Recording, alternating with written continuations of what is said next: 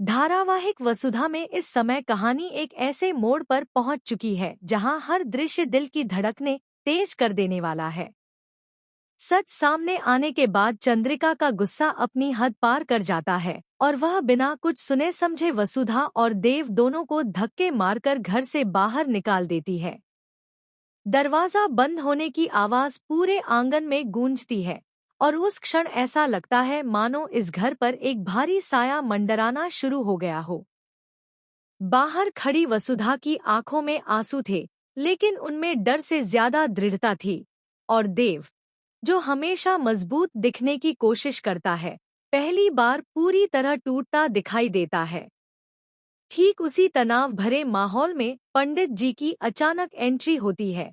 एक ऐसी एंट्री जो पूरी कहानी की दिशा बदलने वाली थी। उनके चेहरे पर चिंता की लकीरें थीं और आवाज में एक अजीब तरह की चेतावनी। उन्होंने चंद्रिका से कहा, चंद्रिका जी, आपने भावनाओं में आकर जो किया है, उसका प्रभाव आप समझ भी नहीं पा रही हैं। अगर यह लड़की, वसुधा, इस घर की दहलीज से पूरी तरह बाहर चली गई, तो इस घर पर बहुत बड़ी विपत्ति टूट सकती है। आपको अंदाजा भी नहीं है कि जब जब वसुधा देव से दूर हुई है, जब जब उसने अपने गले से मंगलसूत्र उतारा है, तब तब आपके बेटे की जान संकट में पड़ी है। जो आप देख नहीं पाई, वह मैंने हर बार महसूस किया है। पंडित जी की बातें सुनकर चंद्रिका का चेहरा सफेद पड़ने लगता है। वह याद करने लगती है वे सभी पल जब देव बिना किसी वजह के अचानक किसी हादसे से बाल बाल बचा था। पंडित जी आगे कहते हैं, और उस दिन जब देव की जान सचमुच खतरे में थी, तब वसुधा ने अपनी जान की परवाह किए बिना उसे बचाने के लिए वह पूजा की थी, जिसे करने से मैंने उसे साफ साफ मना किया था।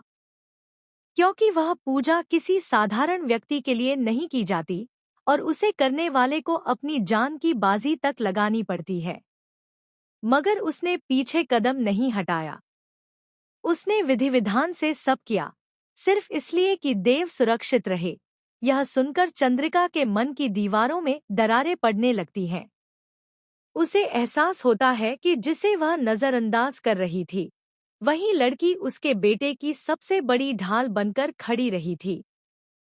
पंडित जी कहते रहे, आपको ऐसी बहू कहाँ मिलेगी जो आपके परिवार की इतनी चिंता करे, जो आपके बेटे की सुरक्षा के लिए अपनी जान भी जोखिम में डाल दे।